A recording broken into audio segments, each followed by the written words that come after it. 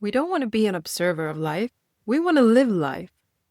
And along the spiritual path, there's an actual risk of getting stuck in the observer position. And that's what I thought we were going to talk about in this episode. My name is Josephine, and you're listening to Consciousness and Me.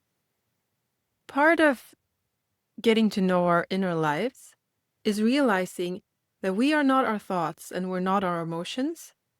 We're kind of the observing entity that notices our thoughts and our emotions. And that in itself can be quite a revelation.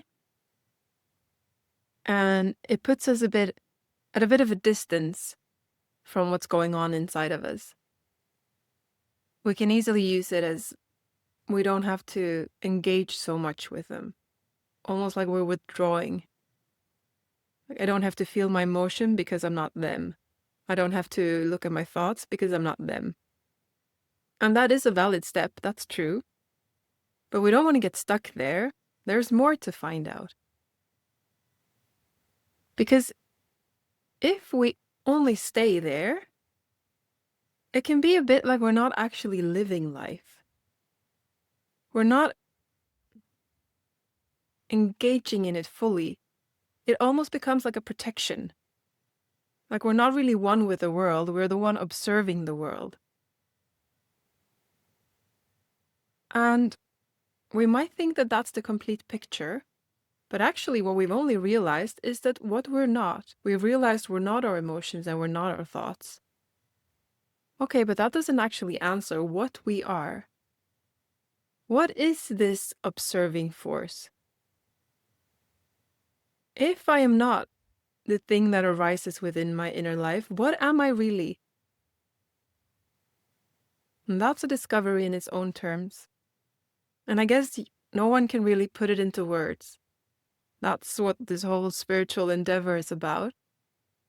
But phrases that are used is emptiness, or bliss, or quiet, peaceful joy, happiness. And they're not just poetically beautiful way of describing it. They're trying to point to it in a very specific way.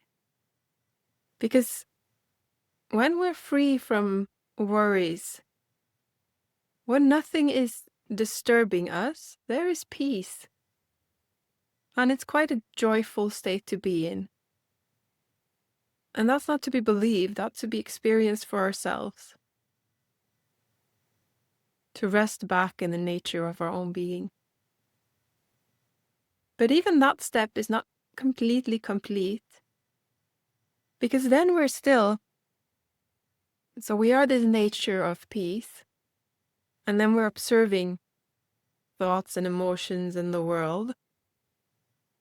So we're not really one with it. We haven't really achieved the experience of oneness. Because I'm still observing something else. And that's more than one. So what's the next step? Well, I'd like to invite this Zen way of phrasing it. Apologizes if I don't quote it correctly, but it basically says, when we live in an ordinary life, or like in the dream state, mountains are mountains and rivers are rivers. And then when we wake up, we start to see that mountains are not mountains and rivers are not rivers. But once we have come full circle, once we've reached oneness, mountains are mountains again, and rivers are rivers, but we relate to them completely different. And this is what I'd like to suggest, the same step we're doing now. Initially, we think we are our thoughts and emotions, rivers and mountains. And then we realize that actually we're not. The rivers and the mountains are out there and I'm something else. And then it's the next step of making the mountains mountains and rivers rivers again. And that's when we start to rediscover that, okay, so I'm not my thoughts and I'm not my emotions. I am this emptiness, this peaceful joy. And then what are thoughts and emotions? And the rest of the world, for that matter. And that's the rediscovery of oneness. Once we start looking at thoughts and emotions and sense perceptions, which sense perception is like touch, smell, hearing, sight, the way we take in the world. That's the way the world appears in our inner life. It appears as sense perceptions. What are those things actually made of? And once we start discover that, we realize that it seems like they are made of the same stuff that my true nature is made of. They're actually made of peace. They're made of emptiness. So all of a sudden it becomes the fact that I am my thoughts and I am my emotions, but in a new way of phrasing it. I am them because they're made of the same thing that I am. I'm not standing at a distance from them. They're made of me. And this might sound abstract, but it's not an invitation to believe something. It's an invitation to explore it, regardless of what stage of this you're at. Notice for yourself. This can take a lifetime to explore, or it can be seen in an instant. Or maybe, as in my own case, it goes back and forth. I realize that it's clear, I can see it, and then the next moment, it's just a memory. My lived experience is back to square one. So let's linger a little bit more into making the mountains mountains and the rivers rivers again. Well, if you have realized that the essence of your nature is peace, and that thoughts arise within you, and emotions and sense perceptions, then you can start observing, where do they actually come from? Are they made of anything different than what I'm made of? If you observe the whole cycle of a thought, or a sense perception for that matter, and you almost go up and touch it, you explore it deeply, you find that it arises out of emptiness, almost like it's vibrating, has a form in the sense of vibrations, and then it goes back to emptiness again. But there was never anything else that came into existence. It was more like a ripple, made of the essence that your true nature is made of. And what that basically means is that regardless of where you start, if you started this journey as going backwards, as realizing I'm not my thoughts, I'm not my emotions, you end up in the same spot as if you would have really zoomed in to what is an emotion, to feel it deeply, to go to your sense perceptions, to go to flavors, to go to touch. When you dig deeply into them, you find yourself.